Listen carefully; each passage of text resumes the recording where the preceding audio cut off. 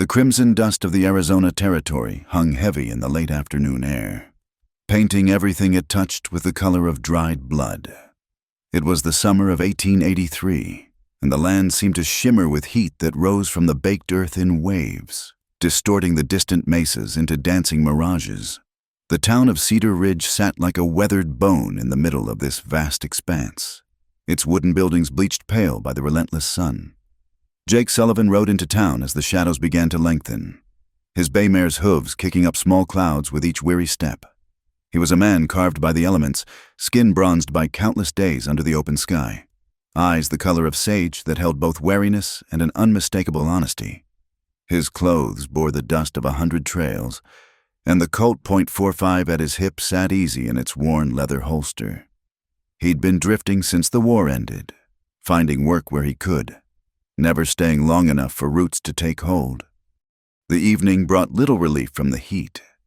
As Jake guided his mare toward the livery stable, he could already hear the sounds of preparation drifting from the largest house at the edge of town, the Hartwell Ranch House. Lanterns were being strung between posts, and the smell of roasting meat carried on the wind. Thomas Hartwell, the wealthiest rancher in 3 counties, was throwing one of his famous gatherings. Jake had business with Hartwell, though not the social kind. He'd been hired to deliver a string of horses from New Mexico, fine Spanish stock that Hartwell had purchased sight unseen. The horses were corralled at the edge of town, waiting for morning delivery. But Jake had ridden ahead to confirm the arrangements. The Hartwell house stood like a monument to prosperity in a land where most struggled to scratch out a living. White-painted wood gleamed in the dying light, and real glass windows, a luxury in these parts, reflected the sunset like squares of flame. Jake tied his mare to the hitching post and walked up the front steps, his spurs singing a metallic tune with each stride. A Mexican servant answered his knock, eyeing his trail-worn appearance with barely concealed disdain. "Senor Hartwell is preparing for guests," the man said in accented English. "Just need a minute of his time." Jake replied, "About the horses." Before the servant could respond, a woman's voice floated from within. "Who is it? Miguel?" Victoria Hartwell appeared in the doorway like a vision from another world, where the territory made most women hard before their time. She remained porcelain perfect, her auburn hair swept up in elaborate curls, her green silk dress rustling with each movement. She was beautiful in the way a diamondback rattler is beautiful, captivating and dangerous in equal measure. "A cowboy, Senora," Miguel answered. "About horses." Her green eyes swept over Jake with an intensity that made him want to step back. Something flickered in her gaze. Interest, calculation, or perhaps both. "My husband is in his study. Miguel will show you." She paused, one perfectly manicured hand resting on the doorframe. "You look like you've ridden far. Perhaps you'd care for some refreshment after your business." "Kind of you, ma'am, but I'll be moving on," Jake said, touching the brim of his hat. She smiled, but it didn't reach her eyes. "Pity. We so rarely get interesting visitors." Thomas Hartwell proved to be a bull of a man, thick-necked and red-faced, with hands that looked like they could still break a horse despite his years behind a desk. He barely looked up when Jake entered the study. "The Sullivan boy, right? Horses arrived safe?" "Yes, sir. Got them corralled at Miller's place. I can bring them by first thing tomorrow." "Good, good." Hartwell counted out bills from a leather wallet. "Here's the balance owed. Have them here by 7 sharp. Want to show them off to my guests before they leave." Jake pocketed the money. "They'll be here." As he turned to leave, Hartwell's voice stopped him. "You might want to use the back door. My wife doesn't care for help tracking dust through the main house." The dismissal stung, but Jake had heard worse. He found his own way out, passing through a hallway lined with paintings that cost more than most folks saw in a lifetime. As he neared the back entrance, he heard footsteps behind him. "Leaving so soon?" Victoria Hartwell stood in the dim hallway, having appeared as silently as a ghost, this close. Jake could smell her perfume, something foreign and expensive that seemed to battle with the honest smells of leather and sage that clung to him. "Your husband prefers I use the back door," Jake said evenly. She stepped closer, close enough that he could see the powder on her cheeks, the calculating gleam in her eyes. "My husband prefers many things. I, however, have my own preferences." Shoo! Jake's instincts, honed by years of reading danger in both man and beast, screamed a warning. "Ma'am, I should go." Her hand shot out, grabbing his arm. "Should you? A woman gets lonely in this God-forsaken place. Surely a man like you understands loneliness." Jake gently but firmly removed her hand. "I understand keeping out of trouble. Ma'am, good evening." He'd made it 3 steps when he heard her gasp. The sound froze him in place, and he turned to see her clutching at her dress, eyes wide with what looked like fear. "How dare you!" she cried out, loud enough to carry. "Help! Someone help me!" The next moments blurred together like a fever dream. Miguel burst through a door, followed by 2 ranch hands. Victoria's dress was torn at the shoulder. When had that happened? And she pointed at Jake with a trembling hand. He grabbed me, tried to—" She collapsed into Miguel's arms, sobbing. Jake stood frozen, his mind trying to make sense of the impossible turn. "Now wait a minute. I never touched—" A rifle butt to his kidney sent him to his knees. Through the pain, he heard boots on wood, shouts of alarm. More men appeared, and Jake found himself face down on the polished floor, hands wrenched behind his back. "Get the sheriff!" someone shouted. "The bastard attacked Mrs. Hartwell." Jake tried to speak, to explain, but a boot pressed down on his neck, cutting off his words. Through the chaos, he caught a glimpse of Victoria Hartwell. The tears were gone, and for just a moment, he saw her smile, cold and triumphant. By the time Sheriff William Cooper arrived, half the town had heard some version of the story. Each telling grew worse than the last. The cowboy had forced himself on her. He'd torn her dress. He'd threatened her with a knife. Would have done worse if she hadn't screamed. Sheriff Cooper was a careful man, grayed by 20 years of keeping peace in lawless lands. He studied the scene with tired eyes, taking in Jake pinned to the floor, Victoria's torn dress, the circle of angry faces. "Let him up," Cooper said quietly. "Bill, the man's a menace," Hartwell began. "I said let him up." The sheriff's voice carried the authority of his badge and his years. "Man's entitled to speak his piece." Jake struggled to his feet, tasting blood where his lip had split against the floor. "Sheriff, I swear on my mother's grave, I never touched that woman. She grabbed me, and when I pulled away—" "Liar!" Victoria's voice cut through his words like a whip. "He's lying. William, look at my dress. Look what he did." Cooper's weathered face remained impassive. "Jake Sullivan, you're under arrest for assault. You'll get your chance to tell it to a judge."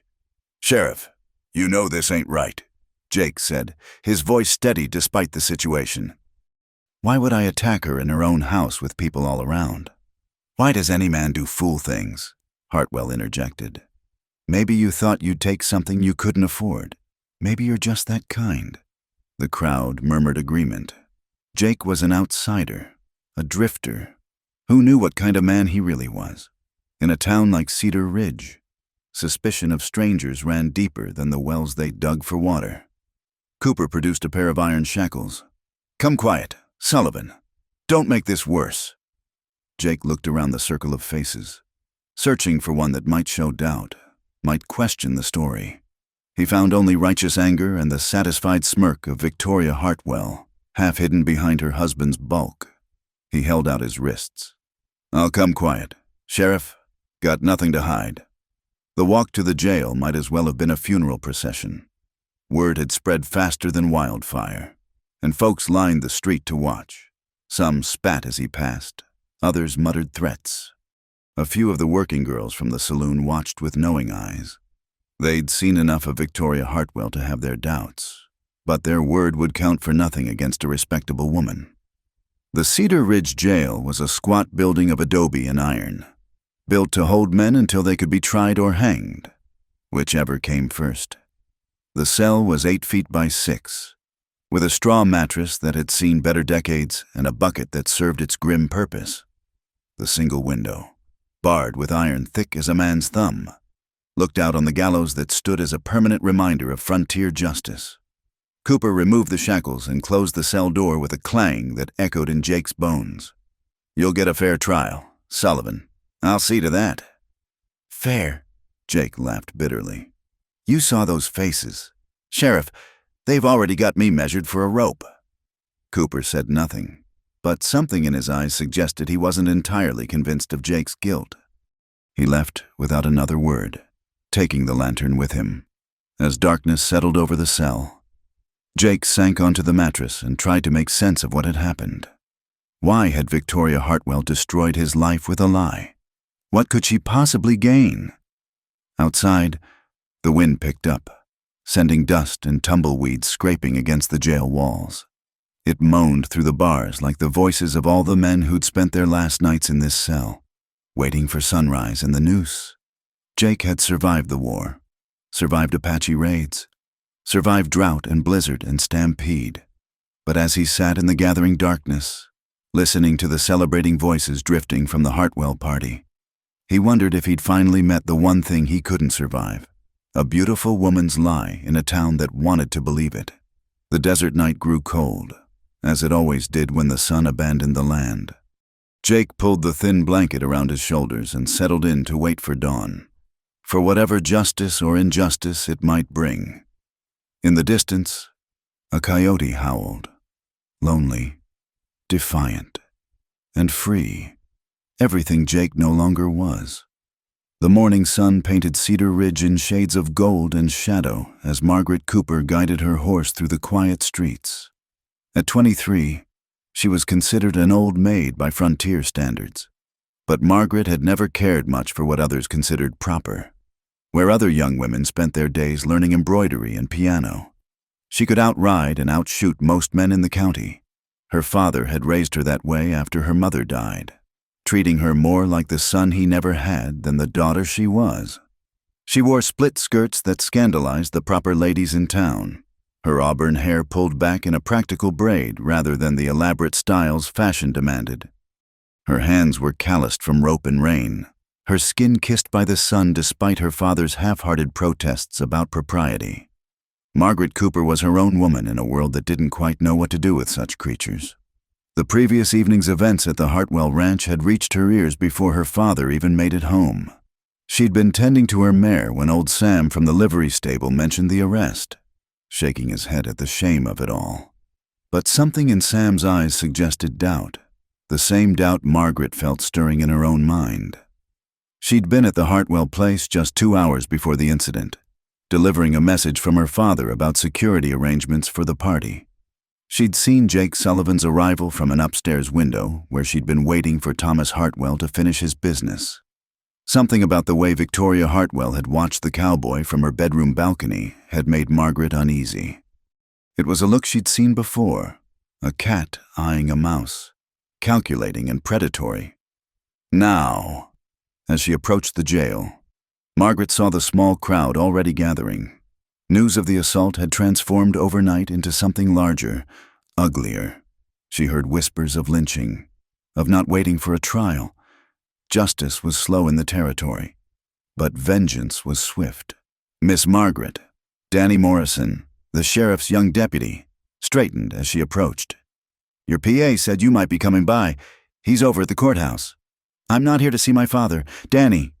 She dismounted with practiced ease, tying her horse to the rail. "I want to see the prisoner."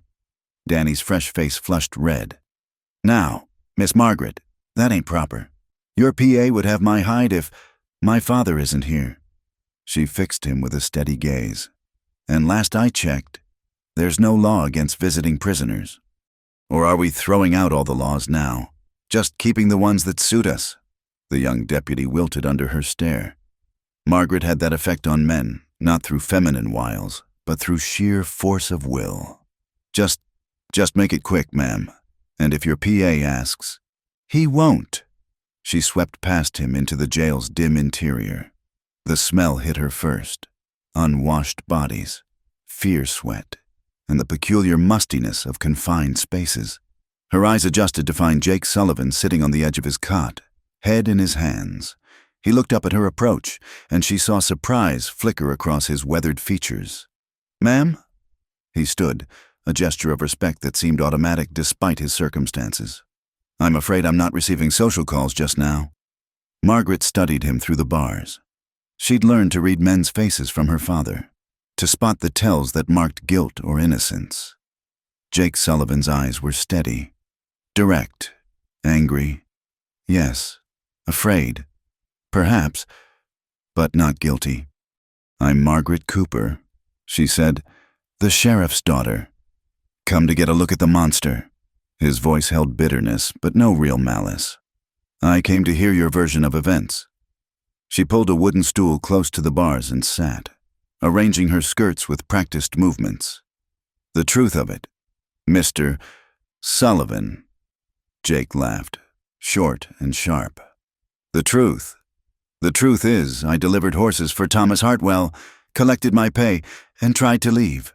His wife cornered me in the hallway, made advances I didn't welcome, and when I refused her, she tore her own dress and screamed bloody murder. But that truth won't matter much when they're fitting the noose." Margaret leaned forward. "Tell me exactly what happened. Every detail." Something in her tone, serious, believing, made Jake look at her more closely. "Why do you care? I'm nobody to you." "Maybe not," Margaret said. "But I was at the Hartwell place yesterday evening. I saw Victoria watching you arrive. I know that look she had. And I know what kind of woman she is, even if this town pretends not to see it." For the first time since his arrest, Jake felt a spark of hope.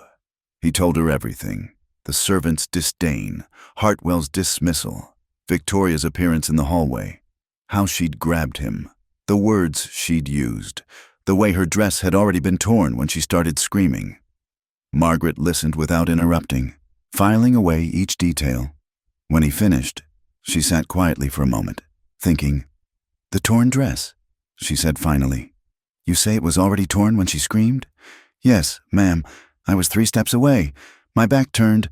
No way I could have done it." "What kind of tear?" Jake closed his eyes, remembering. "At the shoulder seam, clean-like, as if it caught on something." Margaret finished. "Or was pulled deliberately at a weak spot." Their eyes met through the bars, understanding passing between them.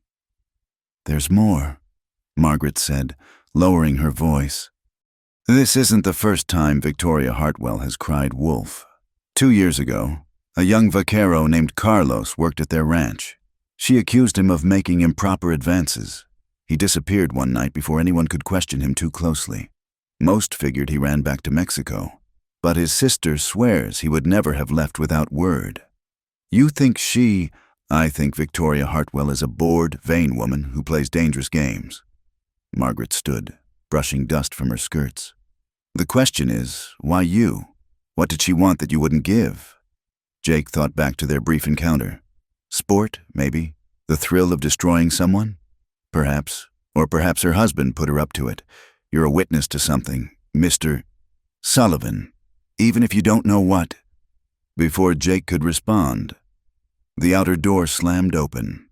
Sheriff Cooper filled the doorway, his face thunderous.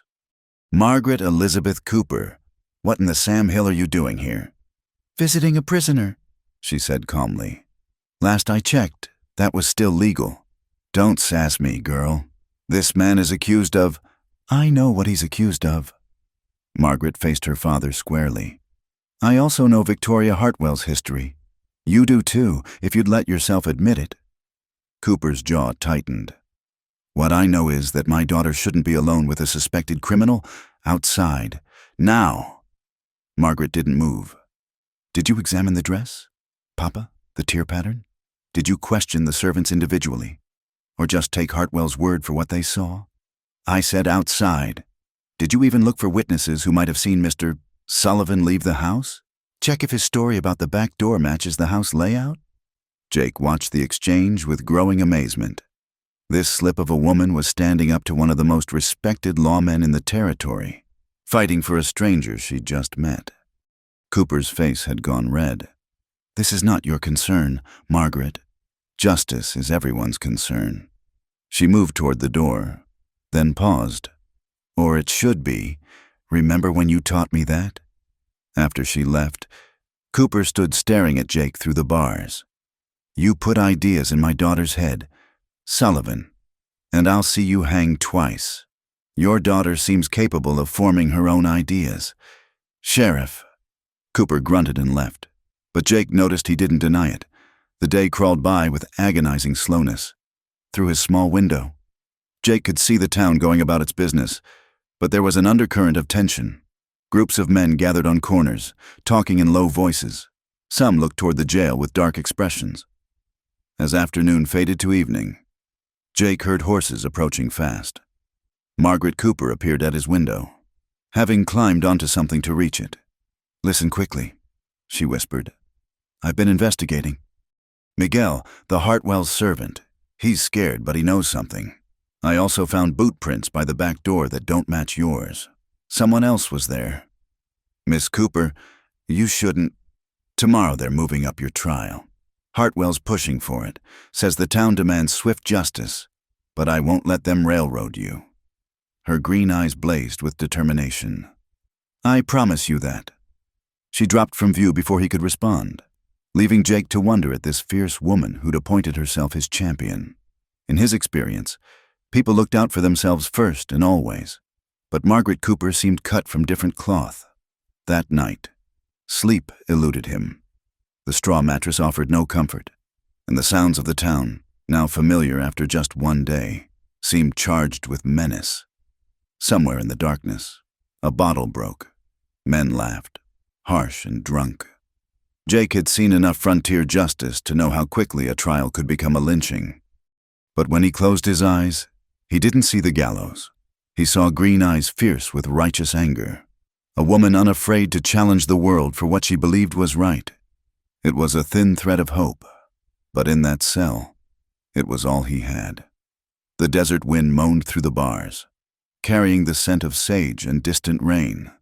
Somewhere out there, his horses waited in their corral, probably wondering why he hadn't come. It seemed like another lifetime, that simple concern about delivering horses. Now his world had shrunk to 8 feet by 6, and his life hung on the courage of a sheriff's daughter who refused to let injustice stand. As the first pale light of dawn touched the sky, Jake heard footsteps approaching, but instead of the mob, he feared. It was Margaret Cooper, dressed for riding and carrying a rifle. "We need to talk," she said urgently. "I found something. Victoria Hartwell isn't who she claims to be, and I think I know why she wanted you out of the way."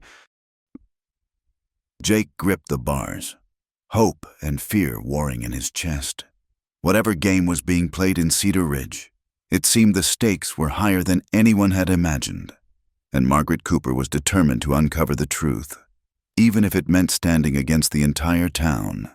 The new day was dawning, and with it, the fight for Jake Sullivan's life was about to begin in earnest. The morning air crackled with tension as Thomas Hartwell burst into Sheriff Cooper's office, his face flushed with anger and whiskey despite the early hour. Cooper looked up from his desk, where he'd been studying the arrest report for the 3rd time, finding new questions with each reading. "Bill, we need to talk about this trial," Hartwell said, dropping heavily into a chair. "The men are getting restless. They want justice done quick. Justice or vengeance. Tom." Cooper kept his voice level, though his hand tightened on his coffee cup. "What's the difference when a man attacks a defenseless woman?" Hartwell leaned forward, his bulk making the chair creak. "My Victoria hasn't slept a wink. She's terrified that Drifter will somehow escape and come after her again." Cooper had known Thomas Hartwell for 15 years, had seen him build his empire through shrewd deals and occasional ruthless tactics. But this felt different. There was something desperate in the man's insistence. "The trial's set for tomorrow," Cooper said. "Judge Matthews is riding in from Tucson." "Tomorrow?" Hartwell's fist hit the desk. "That's too long. Every hour that man sits in your jail is an insult to my wife's honor. The law requires—" "Damn the law!" Hartwell stood abruptly. Sometimes a rope and a tree are all the law decent folk need. The threat hung in the air between them. Cooper rose slowly, his hand moving instinctively toward his gun belt. Tom, I'm going to pretend you didn't just suggest lynching a man in my custody. But if any mob shows up at my jail, they'll find me and my deputies ready to defend it. That's a promise. Hartwell's eyes narrowed. Your daughter's been sniffing around this case, visiting the prisoner, asking questions. You might want to rein her in before she gets ideas above her station. My daughter's activities are her own business. Are they? Hartwell moved toward the door. Be a shame if people started wondering why the sheriff's girl is so interested in defending a criminal. Might make folks question your judgment. Bill, might make them think you've gone soft. After Hartwell left, Cooper sat in the gathering silence, troubled. He'd been a lawman too long not to recognize when powerful men were hiding something.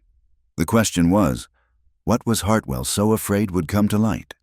Across town, Margaret Cooper was having her own confrontation. She'd found Miguel, the Hartwell servant, at the general store, purchasing supplies for the ranch.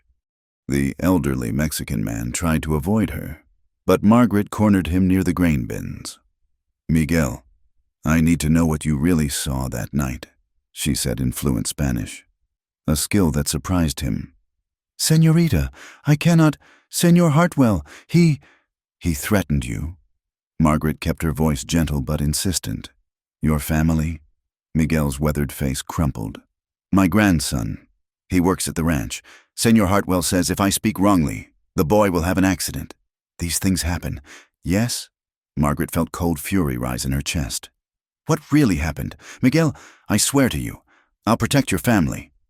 The old man looked around nervously, then leaned closer. The señora, she was in the hallway before the cowboy arrived. I saw her check the mirror, adjust her dress. The shoulder, it was already loose. She pulled at it, making it weaker. She planned it? Sit. And after, when we rushed in, she was too ready with her story, too calm beneath the tears. I have served in many houses. Señorita, I know real fear from pretense. Margaret thanked him and slipped him some money. Take your grandson and leave town for a few days. Visit family. I'll send word when it's safe to return. As Miguel hurried away, Margaret noticed she was being watched.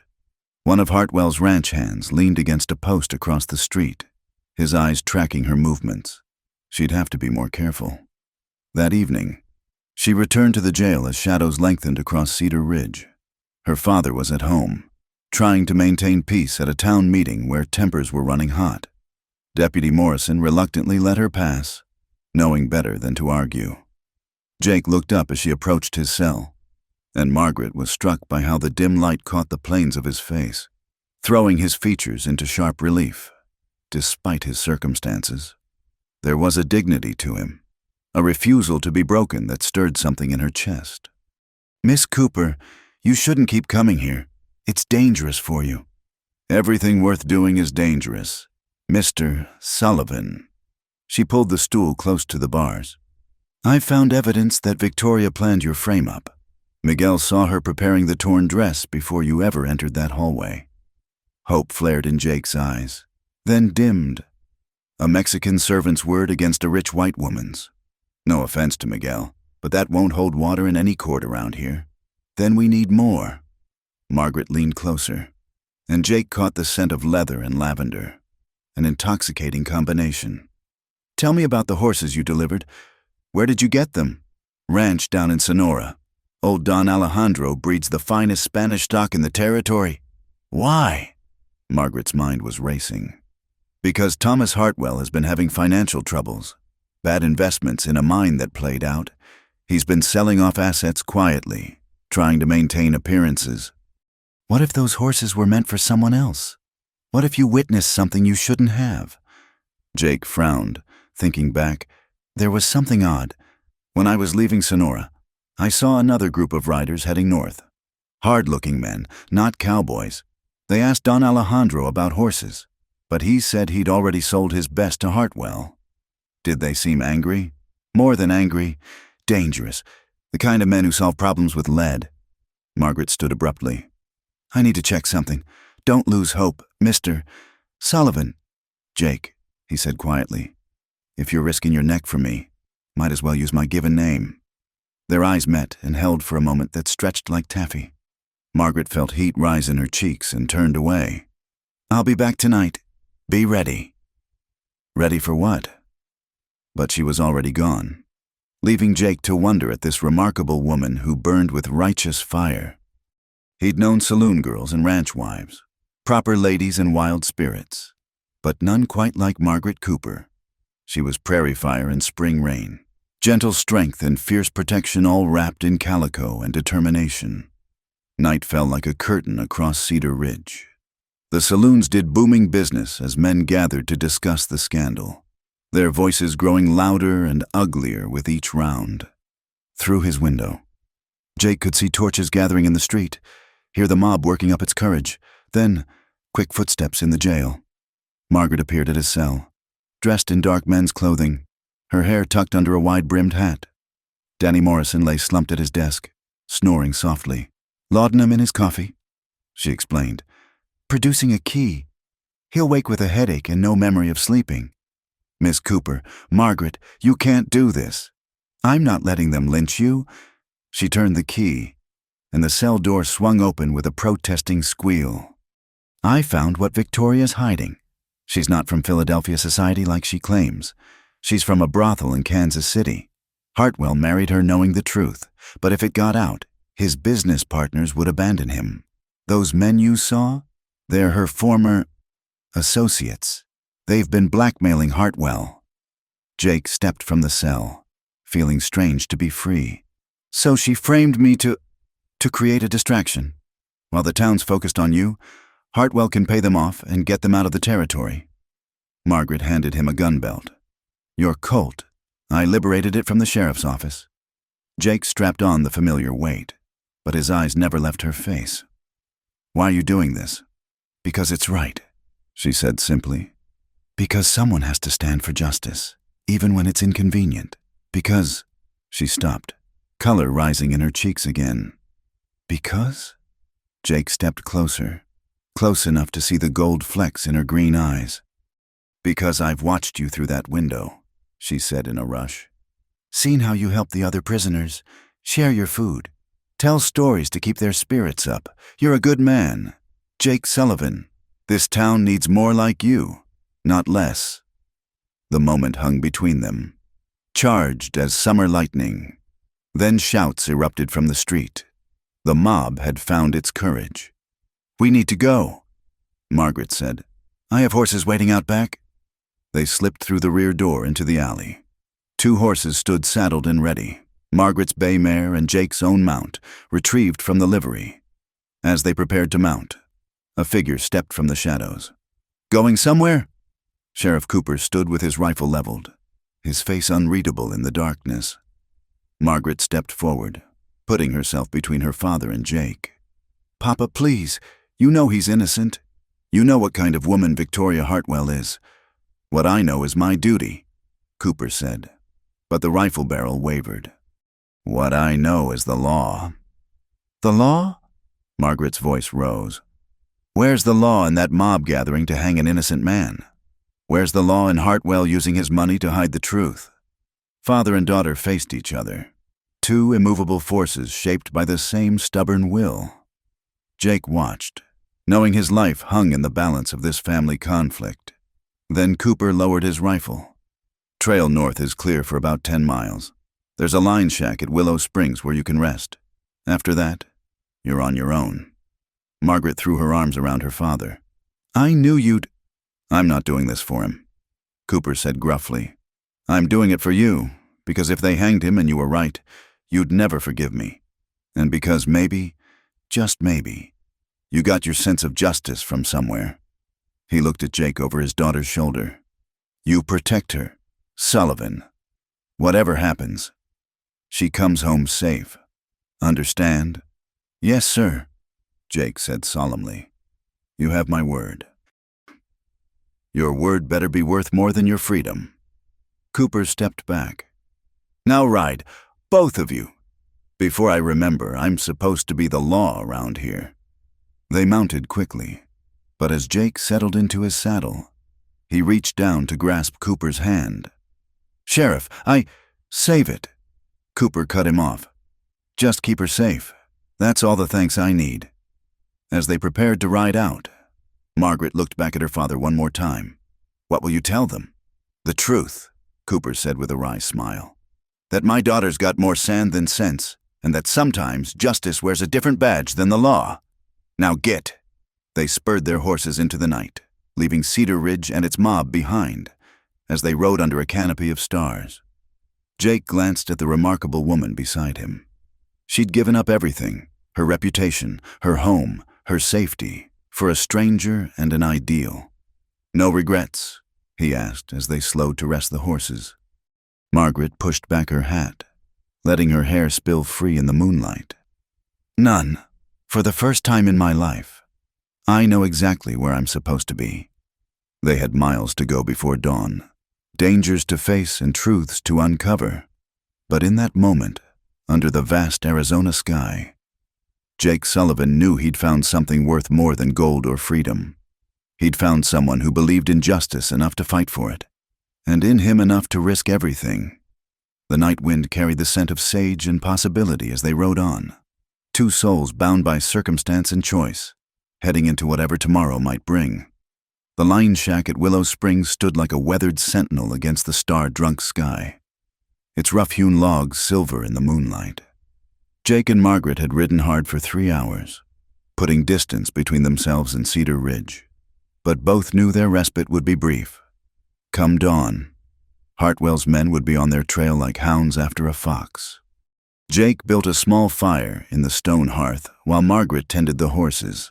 The shack was sparse but serviceable.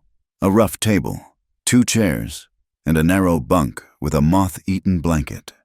Someone had left a cache of canned goods and a water barrel, provisions for cowboys working the far ranges. "We can't stay long," Margaret said, entering and closing the door against the cool night air. "My father bought us time, but not much." "Your father's a good man," Jake said, adding another stick to the growing flame. "Takes courage to choose right over easy. He taught me that." Margaret sank into one of the chairs, suddenly aware of her exhaustion. "When I was 12, he arrested his own brother for cattle rustling. The whole town turned against us for months. But Papa said wearing a badge meant nothing if you only used it when it was convenient." Jake studied her in the firelight. The men's clothes couldn't disguise her feminine grace, but there was steel in her spine that had nothing to do with the corset she'd abandoned. "And you? What made you risk everything for a drifter you'd never met?" Margaret was quiet for a moment, watching the flames dance. "My mother died when I was 8. Cholera. Papa was destroyed by it. Barely functioned for months. The town council wanted to replace him. Said a broken man couldn't keep the peace." She looked up at Jake. "But one person stood up for him. A traveling preacher. Just passing through. He didn't know us. Had no stake in our troubles. But he saw injustice and couldn't abide it. He spoke to the council. Reminded them of all Papa had done for Cedar Ridge." "What happened to him?" "He moved on the next week. Never saw him again. But Papa kept his job. Found his way back to himself. And I learned that sometimes strangers are the only ones who can see clearly." She smiled softly. "When I saw you in that cell, I thought of that preacher. Thought maybe it was my turn to be the stranger who stands up." Jake felt something shift in his chest, like ice breaking on a frozen river. He'd been alone so long he'd forgotten what it felt like to be seen, really seen, by another person. A sound outside made them both freeze, horses approaching fast. Jake drew his Colt, moving to the window. Through the dusty glass, he could make out 4 riders, their shapes dark against the lighter desert. "Hartwell's men," he whispered. "Tracked us faster than I thought." Margaret pulled a rifle from her saddlebags. "There's a back door. We could—" "No." Jake's jaw set. "I'm done running. Time to get some answers." The riders stopped just outside effective rifle range. One man rode forward, and Jake recognized him as Hartwell's foreman, a mean piece of work named Cole Bryson. "Sullivan," Bryson called out. "We know you're in there. Come out peaceful like. and we'll make it quick." "Generous of you," Jake called back. "But I'll pass." "The woman, then. Send her out. This ain't her fight." Margaret stepped to the window. "Everything about this is my fight, Mr. Bryson. Why don't you tell us what Victoria Hartwell is really running from?" Silence stretched like a held breath. Then Bryson laughed, ugly and knowing. "Should have minded your own business, Miss High and Mighty. Now you'll hang beside your lover boy." "Interesting choice of words," Margaret said calmly. "Almost like you're taking this personal. Did Victoria promise you something? Cole, something she couldn't deliver?" Even in the darkness, Jake could see Bryson's posture stiffen. Margaret had hit a nerve. "Here's what I think," she continued. "I think Victoria played you just like she played everyone else. Made promises she had no intention of keeping. And now Hartwell's using you to clean up her mess." "Shut your mouth." Bryson's control cracked. "You don't know nothing. I know Victoria came from Ruby's palace in Kansas City. I know she's got associates who've been bleeding Hartwell dry. And I know she needed Jake gone because he saw those men in Sonora." Margaret let that sink in. "What I don't know is why you're willing to commit murder for people who see you as nothing but hired help." Jake watched Margaret work, amazed at her ability to read people, to find the cracks in their armor. She'd make a better lawman than half the badges he'd known. "Last chance," Bryson shouted, but uncertainty colored his voice now. "Come out or we come in." "Cole," one of the other riders spoke up. "Maybe we should—" "Shut up!" Bryson wheeled his horse. "We got our orders." "From who?" Margaret pressed. "Hartwell or Victoria? Because I'm betting they're not saying the same thing anymore." That did it. Jake heard heated argument among the riders. Voices raised in disagreement. Margaret had sown doubt, and doubt was like wildfire in dry grass, hard to control once it started. "Smart," Jake murmured admiringly. "I learned from watching Papa. Sometimes the best weapon is making folks think." She checked her rifle. "But we should be ready in case thinking doesn't take." The argument outside intensified. Jake caught fragments. "Ain't what I signed on for. Hanging a woman. Something stinks about this whole deal." Then hoofbeats, riding away fast. Through the window, Jake saw two of the riders heading back towards Cedar Ridge. Only Bryson and one other man remained. "Looks like your support is thinning." "Cole!" Jake called out. Bryson's response was a shot that shattered the window, showering them with glass. Jake pulled Margaret down, shielding her with his body as more shots peppered the cabin walls. "So much for talking," Jake muttered. They returned fire. Jake from the window, Margaret from a gap in the logs. The exchange was brief but intense, muzzle flashes lighting the darkness like angry fireflies. Then silence fell again. "Sullivan!" Bryson's voice came from closer now, maybe behind the water trough. "This ain't got to end bloody. Funny way of showing it." Jake called back. "Just tell us where them horses really came from. That's all we need." Jake and Margaret exchanged glances. So it was about the horses after all. "Why?" Margaret asked. "What's so special about those horses?" A long pause. Then Bryson laughed, bitter as alkali water. "You really don't know, do you? Those weren't just horses, girl. They were carrying something. Something worth more than gold to the right people." Jake's mind raced. He'd inspected those horses himself, found nothing unusual, unless the saddles. He breathed. They insisted on specific saddles. Now he's getting it. Bryson confirmed. Mexican silver, melted down and hidden in the saddle frames. Payment for guns heading south to the rebels? Only problem is, somebody else was expecting that shipment. The pieces clicked together. Hartwell had been smuggling silver to Mexican revolutionaries, using horse sales as cover, but he double-crossed someone, probably the men Jake had seen in Sonora. Victoria found out, Margaret said slowly. She was going to use it as leverage, maybe sell the information to the highest bidder. Smart girl, too smart for her own good. Bryson's voice was moving, circling the cabin. Now, you can tell us where them horses are, or... His words cut off in a gurgle. Jake heard a body hit the ground.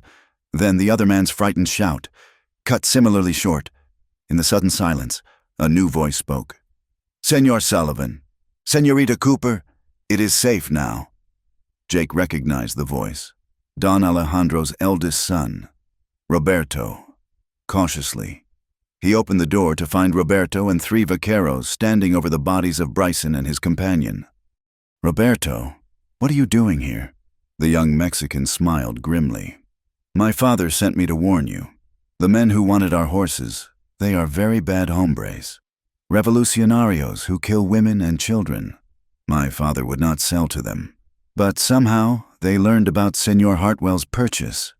So they're coming for the horses," Jake said. "See, and they will kill anyone in their way." Roberto's face was serious. "My father feels responsible. He should have warned you of the danger." Margaret stepped forward. "We need to get back to Cedar Ridge. Warn the town." "No, señorita." Roberto shook his head. "The town is already in danger. These men, they do not care about innocence. They will burn Cedar Ridge to find what they want." Jake felt the weight of decision. He could ride away now, leave Cedar Ridge to its fate.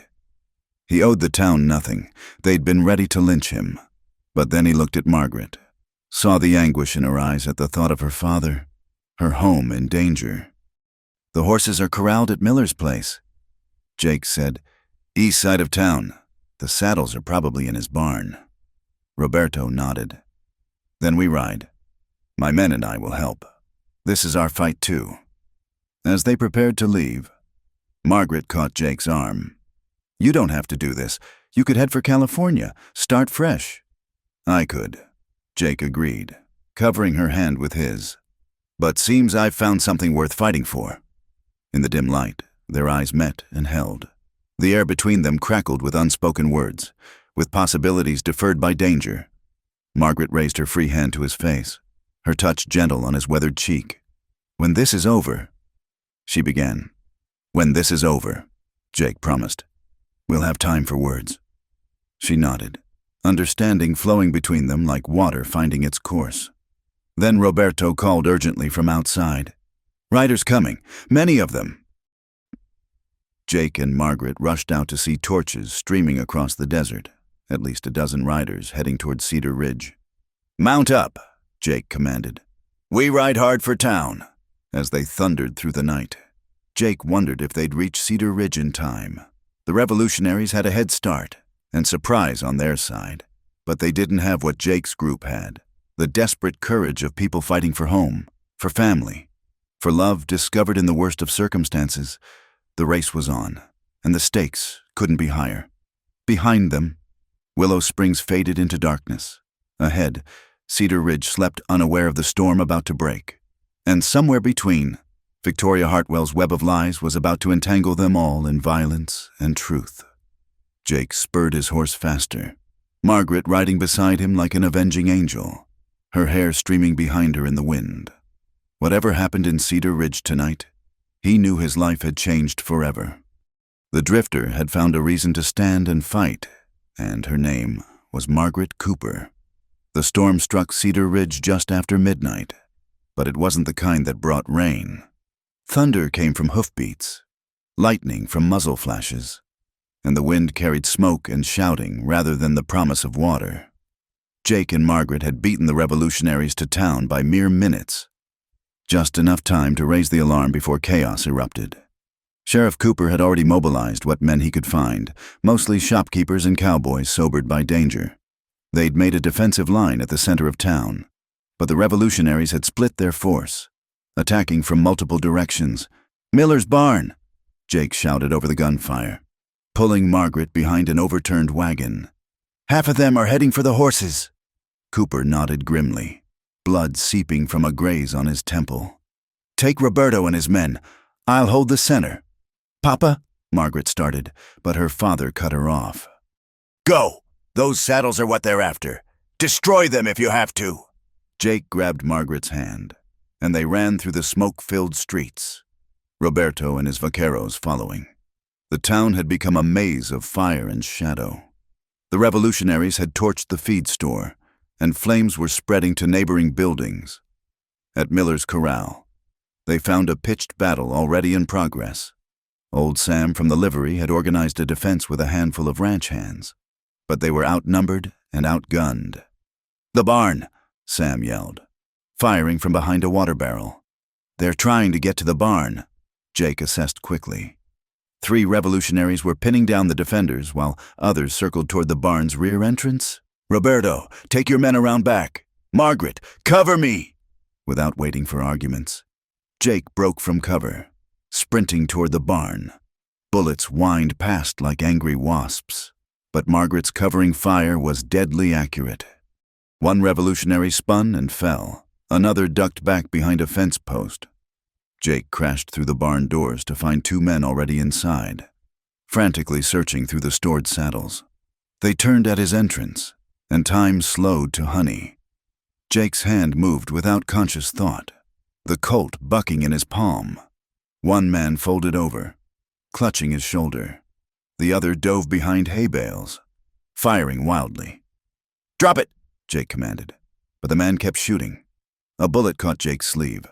Another splintered wood inches from his head. Then the revolutionary made a fatal mistake. He rose to get a better angle, and Jake's shot took him center mass. Margaret burst in behind him.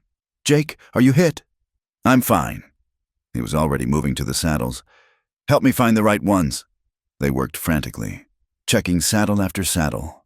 Jake's knife found the first one. The leather parted to reveal silver coins packed tight as fish scales. "Here." "What do we do with them?" Margaret asked. Before Jake could answer, Roberto appeared at the back door. "More coming. Many more." Jake made a decision. "The forge. Miller's got a forge in the back. We melt them down. They're just lumps of metal, no proof of anything." They dragged the special saddles to the forge, Jake working the bellows while Margaret fed the fire. The heat was infernal, adding to the hellish atmosphere of the burning town. Outside, the gunfight intensified. "They're breaking through!" Roberto shouted, firing rapidly. Jake drew his gun, standing protectively in front of Margaret as she worked. The barn became a shooting gallery, revolutionaries pressing in from both ends. Roberto's vaqueros fought valiantly, but they were being pushed back. Then Margaret cried out. Jake turned to see her clutching her arm, blood seeping between her fingers. "Just a graze," she said through gritted teeth. But Jake saw her face pale. Rage flooded through him, cold and pure as mountain water. These men had come to his town because Cedar Ridge had become his town the moment Margaret bled for it and threatened the woman who'd saved his life. "Roberto," Jake called. "Buy me 2 minutes." The young Mexican nodded, rallying his men for a desperate stand. Jake tore strips from his shirt, binding Margaret's arm with hands that wanted to shake but didn't dare. "I'm all right," she insisted, though tears of pain stood in her eyes.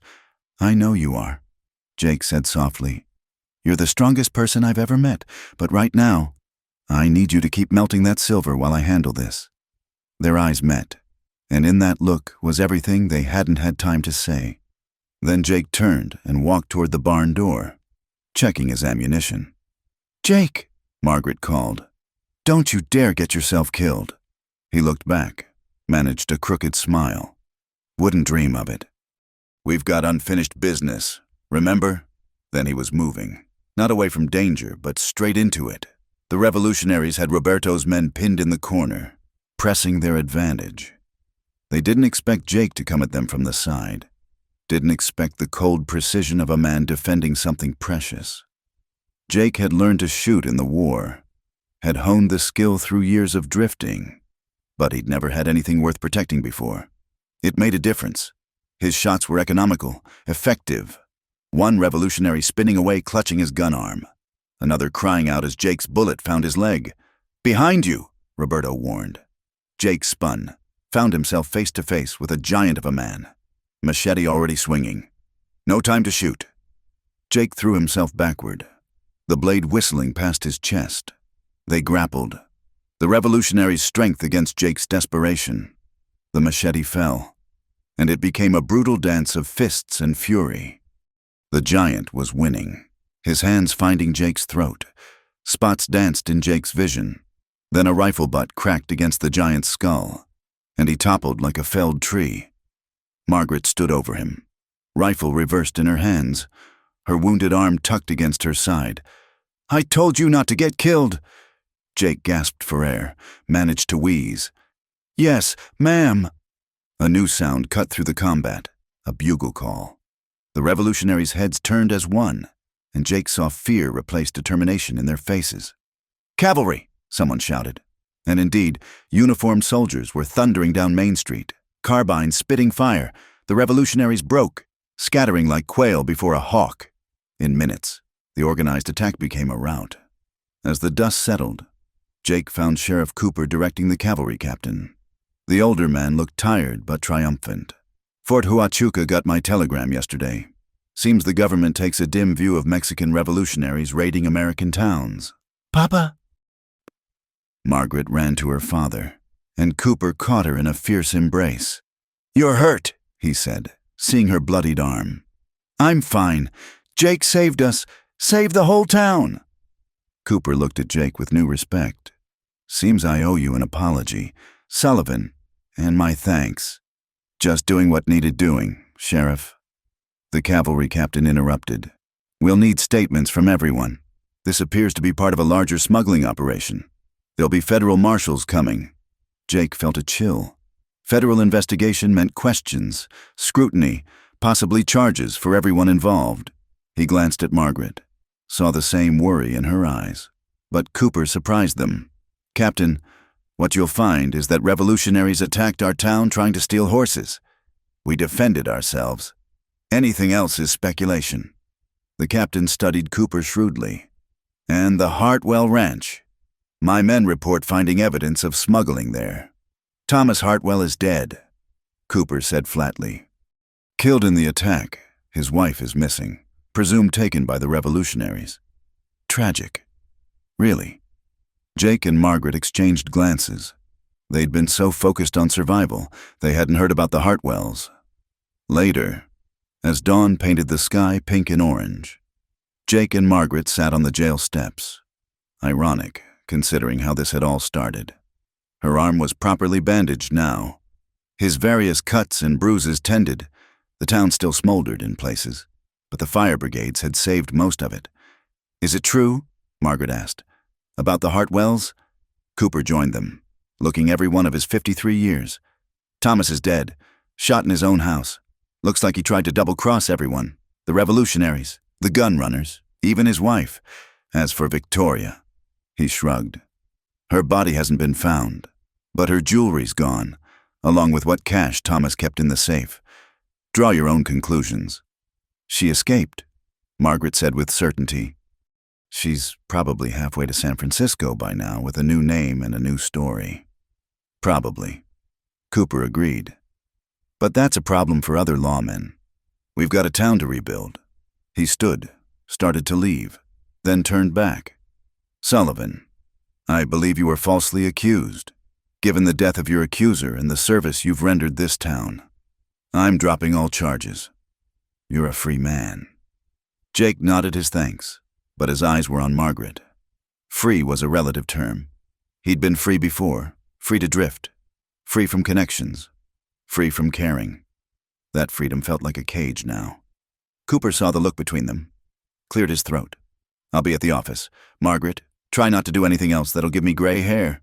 I've got precious few dark ones left." After he left, Jake and Margaret sat in comfortable silence, watching the town wake up. People emerged from buildings, checking damage, already making plans to rebuild. It was what frontier folk did, endured, adapted, survived. "So," Margaret said eventually, "you're free to go wherever you want." "I am," Jake agreed. "California's nice. I hear gold fields, ocean, opportunities for a man who can handle horses." "So I'm told." She turned to look at him directly.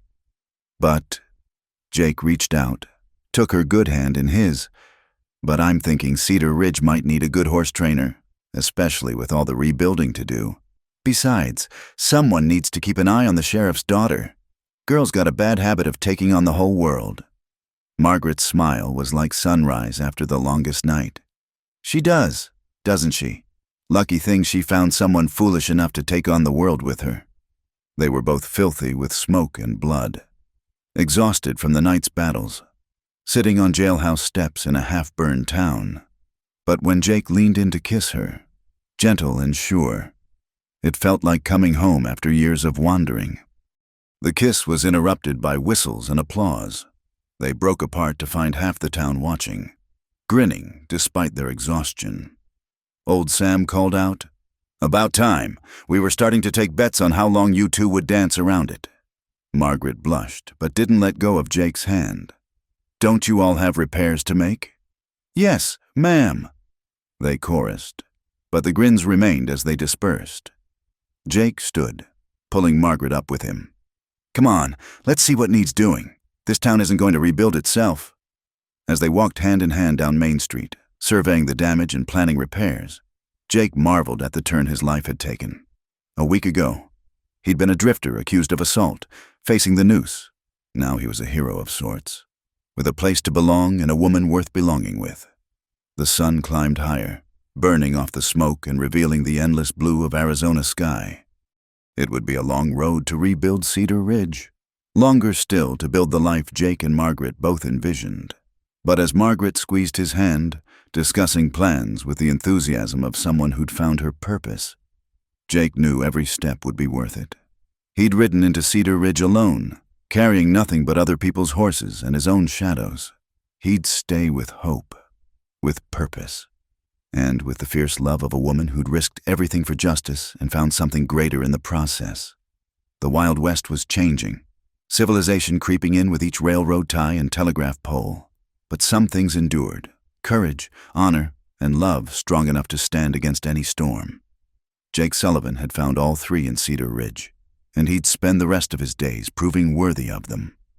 3 days had passed since the attack, and Cedar Ridge bore its scars like badges of honor.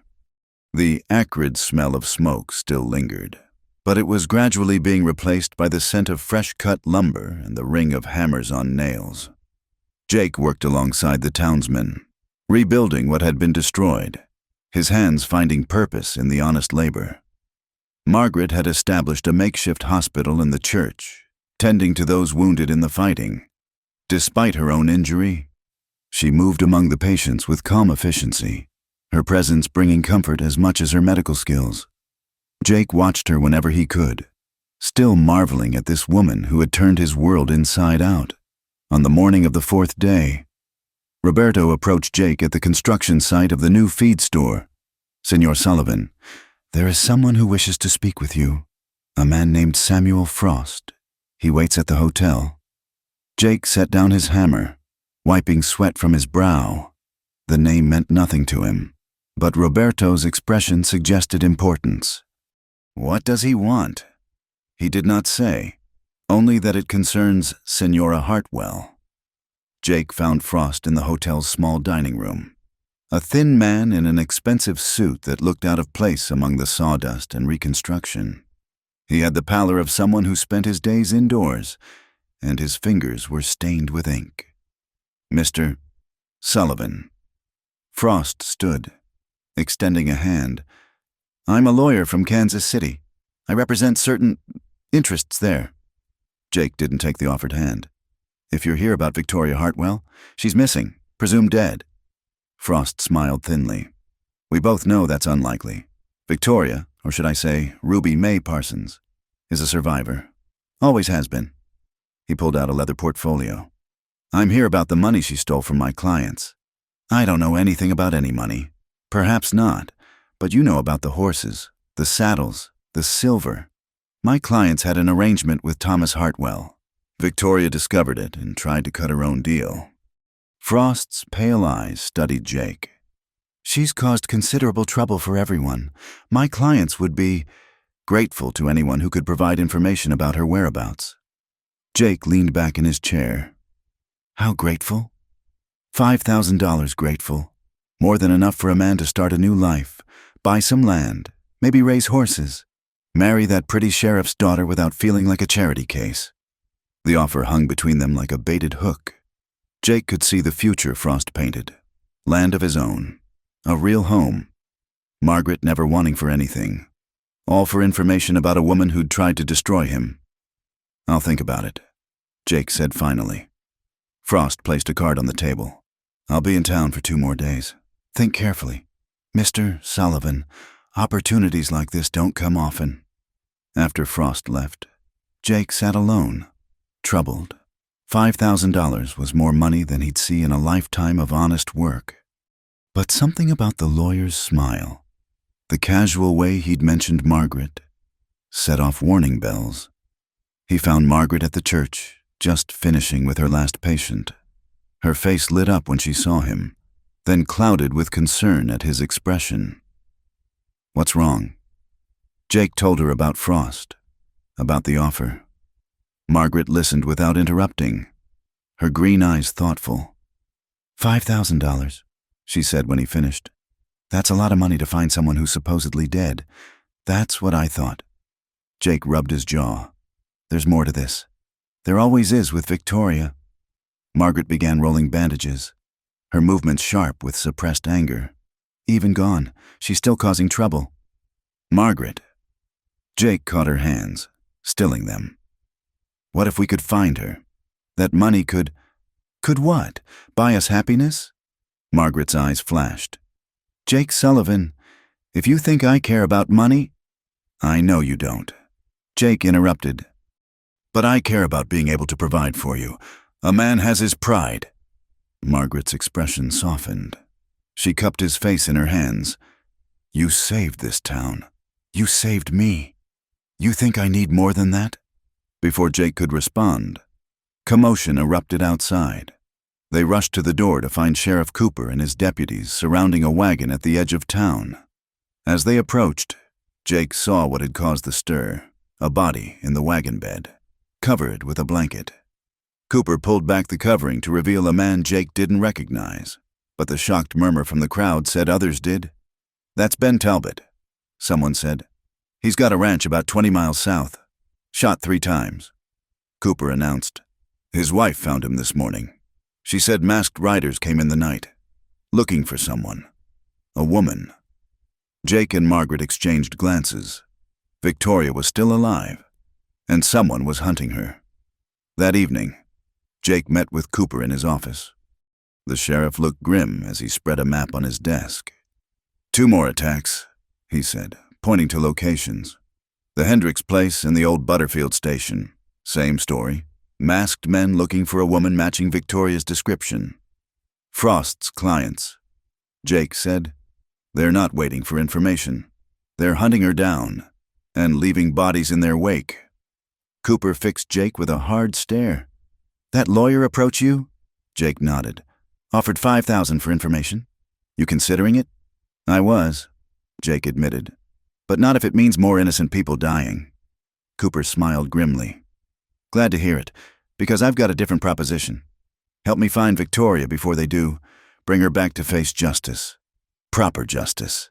In return, I'll make sure everyone knows you're the man who brought her in. Might not be $5,000, but it'll be honest reputation. Or, I don't need... You need this town's respect if you're planning to stay." Cooper interrupted. "And since you're planning to marry my daughter, I'd say you're staying." Jake couldn't help but smile. News travels fast. "This is Cedar Ridge. Mrs. Appleby saw you looking at rings in Thompson's store." Cooper's expression grew serious again. "Victoria played everyone. Jake, but she played you worst of all. You deserve to look her in the eye and get answers." That night, Jake and Margaret rode out to the Hendricks ranch. The moon was full, turning the desert silver in shadow. They found Sarah Hendricks and her children huddled in their home, terrified but unharmed. They came just after midnight, Sarah told them, clutching a coffee cup with shaking hands. 6 men, maybe 7. They tore the place apart, kept asking about a woman, said she had red hair, green eyes, pretty. "Did they say anything else?" Margaret asked gently. "The leader, he had an accent. Mexican, but educated like. He said she'd stolen from his employer, that they just wanted their property back." Sarah's eyes darted between them. "Is it true? Is Victoria Hartwell alive?" Jake and Margaret left the Hendricks family with reassurances and warnings to stay alert. As they rode back toward town, Margaret suddenly reined in her horse. "The mine," she said. "The played-out mine Thomas Hartwell invested in. It's about 10 miles northeast. Abandoned, isolated, perfect place to hide." Jake considered. "Worth checking, but we go careful. If she's there, she might not be alone." They rode through the night, the desert alive with its nocturnal symphony. Coyotes called in the distance, and nightbirds whistled warnings as they passed. The mine appeared as a dark wound in the hillside, its entrance partially collapsed. But there were signs of recent activity. Horse tracks, the remains of a small fire. Jake dismounted, drawing his gun. "Stay with the horses." "Not a chance," Margaret whispered back, checking her own weapon. They approached the mine entrance together, moving like shadows.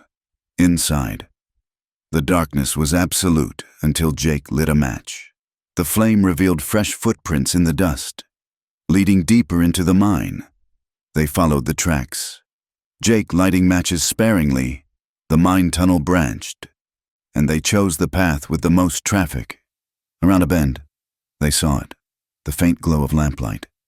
Jake extinguished his match, and they crept forward in darkness. Voices became audible, one unmistakably Victoria's. "Told you they'd come looking. We should have gone to Mexico when we had the chance, and live like peasants." A man's voice, rough with frustration. "You promised riches. Victoria, not this rat hole." Jake and Margaret exchanged glances. Victoria wasn't alone. They rounded the final corner to find a small chamber lit by oil lamps. Victoria Hartwell sat on a crate, still beautiful despite her disheveled appearance. With her was a man Jake recognized as one of Hartwell's former ranch hands, Pete Morrison. "Going somewhere, Victoria?" Jake stepped into the light, gun drawn. Victoria's face went white, then red with fury. You should be dead." Disappointed, Jake kept his gun trained on Morrison, who was reaching for his weapon. "Don't try it, Pete." Margaret moved to cover them from another angle. "Hello, Victoria. You're looking less polished than usual." Victoria's green eyes blazed with hatred. "The sheriff's righteous daughter, come to gloat. Come to bring you to justice." Margaret replied, "You have a lot to answer for." "Justice?" Victoria laughed bitterly. "Where was justice when I was 12 years old, sold to a brothel to pay my father's gambling debts? Where was justice when men used me and threw me away like trash?" "So you became like them," Jake said, "using others, destroying lives." "I survived." Victoria stood, her composure cracking. "I clawed my way out of hell, made myself into someone who mattered. Thomas was supposed to be my security, but he was weak, always whining about his conscience. So you decided to take his smuggling operation for yourself," Margaret said. "But you needed Jake gone because he'd seen too much. An innocent man was just collateral damage?" Victoria's smile was cold. "There are no innocent men. You would have been just like the others eventually." Morrison finally spoke up. "Victoria, baby, maybe we should—" "Shut up," she whirled on him. "You're as useless as Thomas was." In that moment of distraction, Morrison made his move. His gun cleared leather, but Jake was faster.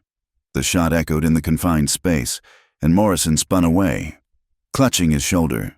"Nobody else needs to die," Jake said, smoke curling from his barrel. "It's over, Victoria." But Victoria had one more card to play. From her dress, she produced a small derringer. "It's never over." She aimed at Margaret, and time slowed. Jake saw the hatred in Victoria's eyes, the finger tightening on the trigger. He moved without thought, stepping between them as the derringer cracked. Fire bloomed in Jake's side, but his own gun was already rising. This time, there was no hesitation. Victoria Hartwell crumpled to the mine floor, a spreading red stain on her stolen dress. "Jake!" Margaret caught him as he staggered. "Oh God, you're hit." "Just a graze." He lied, though he could feel blood soaking his shirt. "Check Morrison." But Pete Morrison wanted no more trouble. Clutching his wounded shoulder, he raised his good hand in surrender. "I just wanted the money she promised. I'll tell you everything about the smuggling, the revolutionaries, all of it." Margaret tore strips from her petticoat, pressing them against Jake's wound. "We need to get you back to town." "Victoria?" Jake asked. Margaret checked the still form. "Dead. It's finished." As Margaret helped Jake from the mine, supporting his weight, he looked back once at Victoria's body. She'd been right about one thing. Survival in the frontier was harsh, but she'd been wrong about everything else. There was innocence, there was justice, and there was love strong enough to redeem even the darkest past. Outside, dawn was breaking over the desert, painting the rocks and sage in shades of gold and rose. Morrison sat slumped against a boulder, defeated. The horses waited patiently, and in the distance, Cedar Ridge was waking up to a new day. "Can you ride?" Margaret asked, her face tight with worry. "With you beside me, I can do anything." Jake managed to smile despite the pain. As they started the journey home, Jake reflected on the strange turns of fate. He'd come to Cedar Ridge as a drifter, been branded a criminal, and emerged as something he'd never expected to be. A man with roots, with purpose, with love. Victoria Hartwell had tried to destroy him with lies. Instead, she'd given him the greatest truth of his life. That home wasn't a place, but a person, and he'd found his in Margaret Cooper. The sun climbed higher as they rode toward Cedar Ridge, Morrison's horse trailing behind with its defeated rider. There would be questions to answer, wounds to heal, and a town to finish rebuilding. But for now, Jake was content to ride beside Margaret, knowing that whatever came next, they'd face it together. The Wild West was full of stories, of outlaws and lawmen, of fortunes won and lost, of violence and redemption. Jake Sullivan's story had begun with a false accusation and nearly ended with a noose. Instead, it had become something else entirely. A testament to the power of truth, the courage of love, and the possibility of justice, even in the harshest of lands. The ride back to Cedar Ridge became a test of endurance. Jake swayed in his saddle, fighting waves of dizziness as blood continued to seep through Margaret's makeshift bandage. The desert sun climbed mercilessly, turning the air into a shimmering furnace. Pete Morrison, hands bound to his saddle horn, remained sullenly silent. "Just a little farther," Margaret encouraged. Though worry etched deep lines around her eyes, she'd moved her horse closer to Jake's, ready to catch him if he fell. They were still 5 miles from town when Jake's strength finally gave out. He slumped forward, barely conscious, and Margaret had to loop her arm around him to keep him in the saddle. "Help me," she called to Morrison. "He'll die if we don't hurry." Morrison's laugh was bitter. "Why should I help? I'm heading for a noose anyway." "Because you're not Victoria," Margaret shot back. "You still have a chance to do one decent thing. Help me save him, and I'll speak for you at the trial." Morrison studied her for a long moment, then awkwardly maneuvered his horse closer despite his bound hands. Together, they managed to keep Jake upright as they urged their horses to a faster pace. The first buildings of Cedar Ridge appeared like a miracle through the heat haze. Margaret started shouting before they even reached Main Street. "Dr. Brennan! Someone get Dr. Brennan!" People poured from buildings, drawn by the commotion. Sheriff Cooper was among the first to reach them, his face going pale when he saw Jake's condition. "Get him to Doc's office," he ordered, helping to ease Jake from the saddle. Then, noticing Morrison, "And lock this one up. We'll deal with him later." Dr. Brennan, a gruff man who'd learned his trade in the war between the states, took one look at Jake's wound and started barking orders. "Get him on the table. Margaret, boil water. Sheriff, clear everyone out. I need room to work." The next hour stretched like eternity. Margaret refused to leave, assisting Brennan with steady hands despite her terror. The bullet had gone deep, dangerously close to vital organs. Brennan's face was grim as he worked, extracting the lead and cleaning the wound. "He's lost a lot of blood," the doctor said finally, wiping sweat from his brow. "The next 24 hours will tell. If infection doesn't set in, if his fever doesn't spike too high, he might pull through." "He will," Margaret said firmly. He's too stubborn to die. Cooper placed a gentle hand on his daughter's shoulder. Why don't you get some rest? I'll sit with him. No. Margaret pulled a chair beside the bed where Jake lay pale and still. I'm not leaving him. The sheriff recognized the steel in her voice, the same tone her mother had used when she'd made up her mind. I'll have Mrs. Appleby bring you some food then. As her father left, Margaret took Jake's hand in hers. It felt too cold, too lifeless. She'd been so focused on getting him back to town, she hadn't allowed herself to feel the full weight of her fear. Now it crashed over her like a flash flood. Don't you dare leave me, Jake Sullivan, she whispered fiercely. Not after everything we've been through, not when we're so close to our beginning. Through that long day and into the night, Margaret kept vigil. Jake's fever rose as Brennan had predicted, and he tossed restlessly, mumbling incoherently. Sometimes he called out warnings about revolutionaries. Other times, he spoke to people long dead, brothers in arms from the war, his mother, ghosts that haunted his dreams. But mostly, he called for her. Margaret, have to keep Margaret safe. I'm here, she soothed, bathing his burning forehead with cool cloths. I'm safe. We're both safe now. Around midnight, Cooper returned with coffee and sandwiches. Any change? His fever's worse. Margaret's voice was hoarse with exhaustion. But he's fighting. Cooper settled into a chair across from her. Morrison's talking, singing like a canary. Actually, seems Victoria promised him a share of the silver if he helped her escape. He knows where she hid the money she took from Thomas's safe. Does it matter now? Margaret asked tiredly. It might. That lawyer, Frost, is still in town. The money belongs to some powerful people. If we return it, they might be willing to forget Cedar Ridge exists. Margaret nodded absently, her attention focused on Jake's labored breathing. Cooper watched his daughter tend to the wounded man, seeing in her actions the echo of another woman, another time. Your mother sat with me like this once, he said quietly. After I took a bullet from the Colson gang, 3 days and nights, she never left my side. I remember, Margaret said. I was 6. You kept calling for her in your sleep. And she kept answering, just like you're doing now. Cooper's smile was sad and proud at once. She'd be pleased with your choice. Margaret, Jake's a good man. The best, Margaret agreed, squeezing Jake's hand. Dawn came slowly, painting the doctor's office in gentle pastels. Jake's fever had broken sometime in the early hours, and his breathing had eased. When the morning sun finally touched his face, his eyes fluttered open. Margaret? His voice was barely a whisper. I'm here.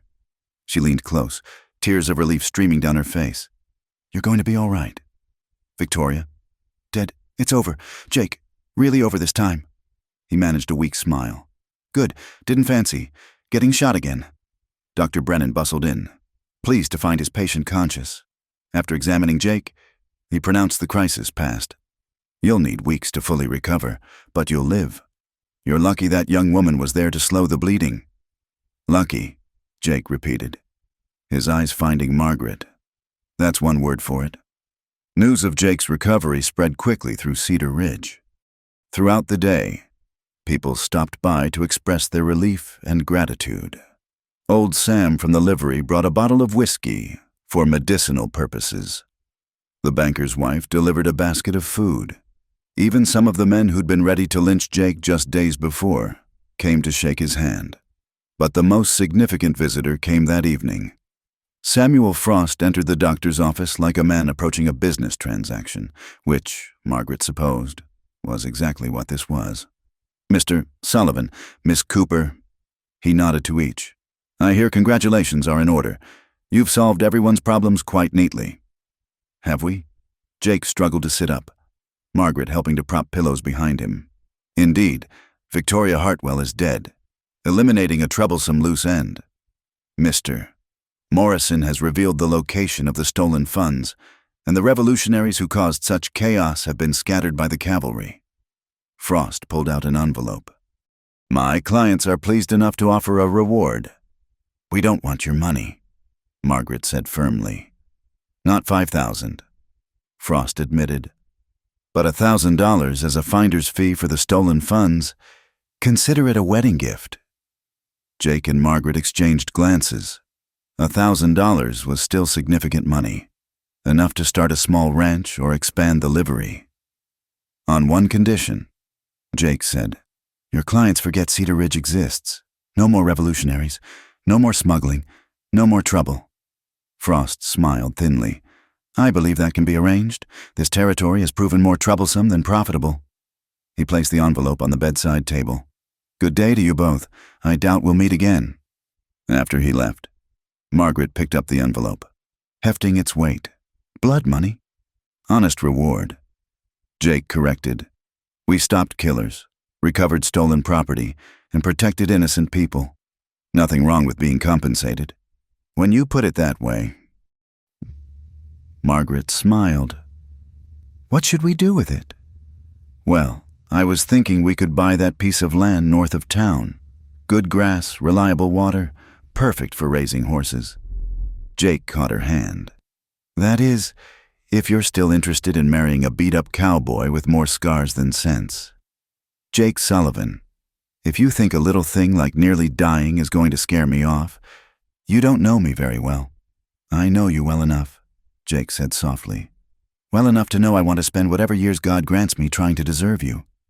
Margaret leaned down to kiss him gently, mindful of his injuries. You already do. You have since the moment you stepped between me and Victoria's gun.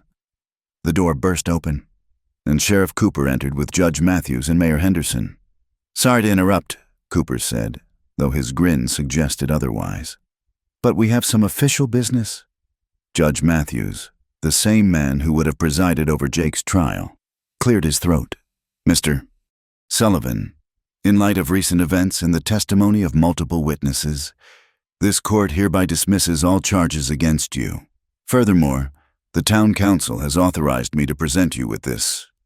Mayor Henderson stepped forward with a brass star. Jake Sullivan, Cedar Ridge needs men like you, men with courage, integrity, and a proven ability to protect our citizens. We'd like to offer you the position of deputy sheriff. Jake looked stunned. I don't know what to say. Say yes, Cooper urged. I could use a good man, and something tells me you're not the drifting kind anymore. Jake looked at Margaret, who was beaming with pride. No, sir, my drifting days are over. He accepted the star.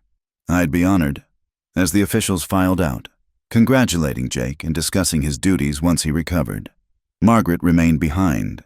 She pinned the star to Jake's shirt, her fingers lingering over the metal. Deputy Sullivan, she said, trying out the title. It suits you. Everything suits me when you're the one saying it. Jake replied. Outside, Cedar Ridge continued its transformation.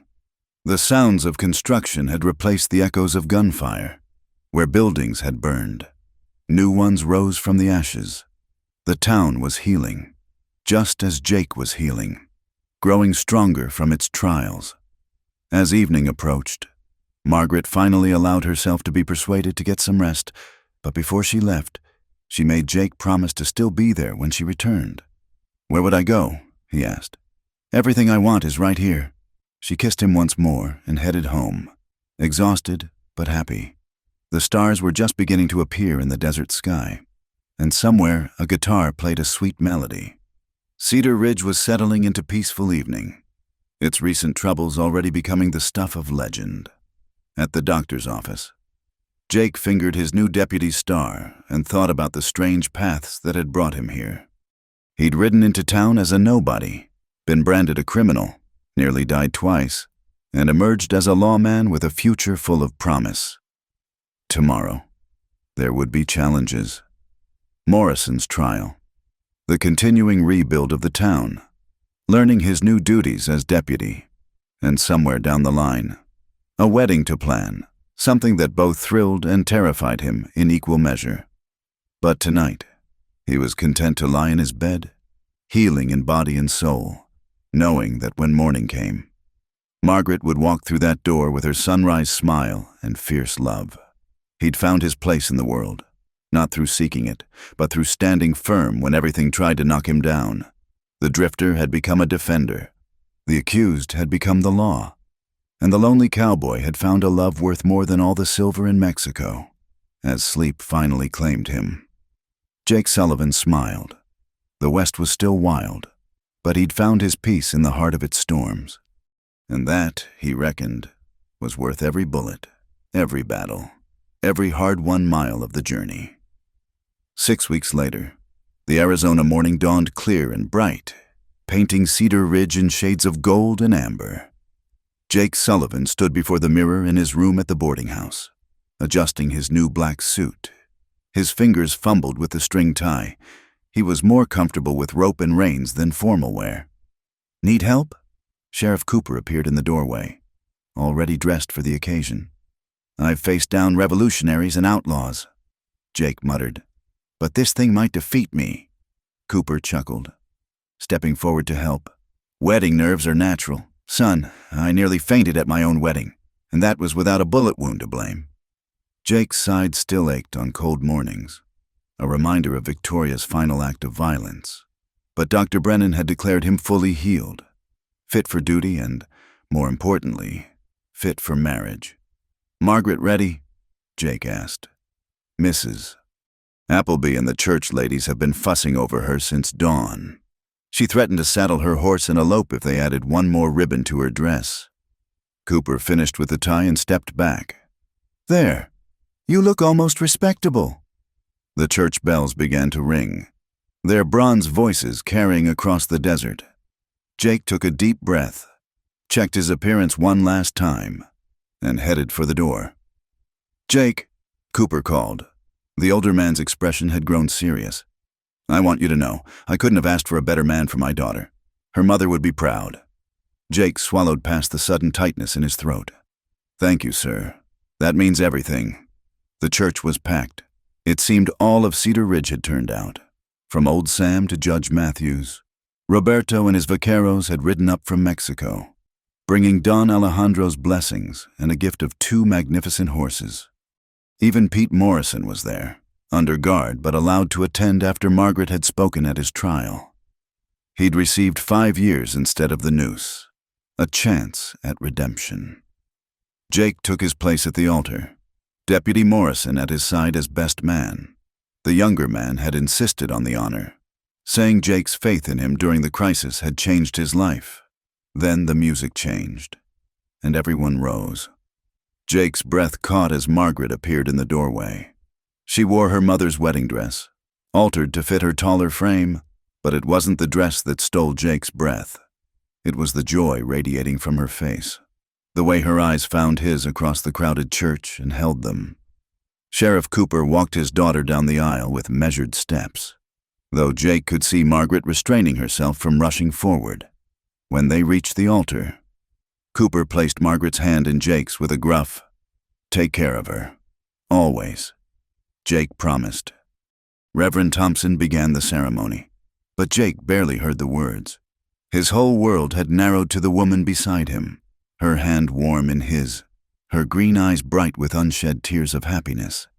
"Do you, Jacob Sullivan, take Margaret Elizabeth Cooper to be your lawfully wedded wife?"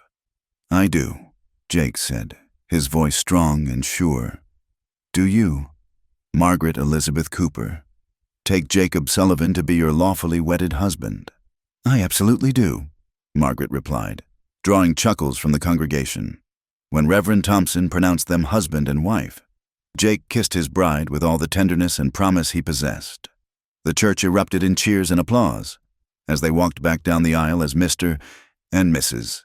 Sullivan. Jake caught glimpses of faces in the crowd, people who'd been ready to hang him just weeks ago, now celebrating his happiness. It was the way of the frontier, where actions mattered more than origins, where a man could remake himself through courage and integrity. The reception was held in the town square, tables groaning under the weight of food donated by every family in Cedar Ridge. There was dancing and laughter, tall tales and toasts.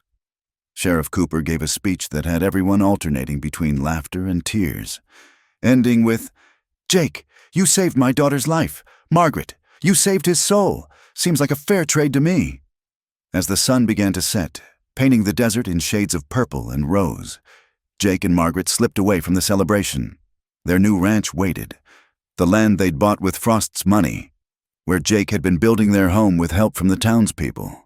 They rode side by side, Margaret having changed into her practical riding clothes, though she'd kept the flowers in her hair. The ranch wasn't much yet, a solid cabin, a good barn, corrals for the horses Jake planned to raise. But it was theirs, earned through trial and sacrifice. "Welcome home, Mrs. Sullivan," Jake said as they dismounted. Margaret surveyed their domain, her face glowing in the last light of day. "It's perfect. It will be." Jake promised, "Give me time, and I'll make it everything you deserve." Margaret stepped into his arms. "Jake Sullivan, when will you understand? I don't need grand things. I need you, this land, and the life we'll build together. That's worth more than all the silver in those saddles." They stood together on the porch Jake had built with his own hands, watching the stars emerge in the vast Arizona sky. In the distance, a coyote called to its mate, and somewhere an owl began its nightly hunt. "No regrets?" Jake asked, echoing his question from weeks before. "Only one," Margaret said. "I wish we'd met sooner. Think of all the time we'd wasted not knowing each other." "Maybe we met exactly when we were supposed to," Jake suggested. "When we were both ready for what we'd find." Margaret smiled, leaning into his solid warmth. "Deputy Sullivan, I do believe you're becoming a philosopher. Must be your influence. Before I met you, my deepest thought was usually about which trail to take." They went inside their new home, where a fire crackled in the hearth and their few possessions made the space feel full of promise. On the mantel sat Jake's deputy star, catching the firelight. Beside it was the photograph they'd had taken after his recovery, Jake seated with Margaret standing beside him, her hand on his shoulder, both looking at the camera with expressions of hard-won happiness. As they settled in for their first night as husband and wife, Jake reflected on the journey that had brought them here. He'd ridden into Cedar Ridge with nothing but the clothes on his back and horses that weren't his own. He'd nearly lost his life to lies and violence. But in losing everything, he'd found what mattered most. The next morning would bring new challenges. There were horses to train, a ranch to build, deputy duties to fulfill. The West was changing, becoming more civilized with each passing year. But it still took strong people to carve out lives in this unforgiving land. But they would face it all together. The sheriff's bold daughter and the cowboy she'd freed, bound by love tested in fire and proven true. Their story would become part of Cedar Ridge legend, told around campfires and in saloons, growing with each telling. Yet the truth was both simpler and more profound than any legend. Two people had found each other in the vast wilderness of the frontier. They'd fought for justice, risked everything for love, and emerged stronger for the trials they'd faced. As the desert night wrapped around their little ranch like a blanket, Jake Sullivan held his wife close and thanked whatever providence had brought him to that dusty town, to that moment of false accusation that had led to true salvation. The Wild West had given him its worst and its best.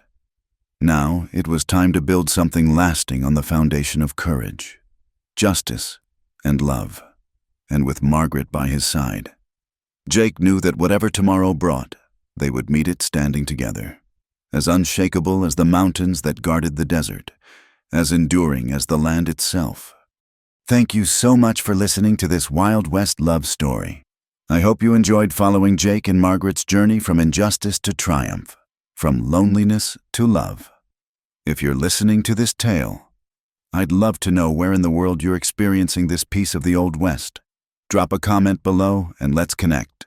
Don't forget to subscribe to From Wild West channel for more stories of courage, romance, and adventure from America's frontier days. Share your thoughts about Jake and Margaret's story.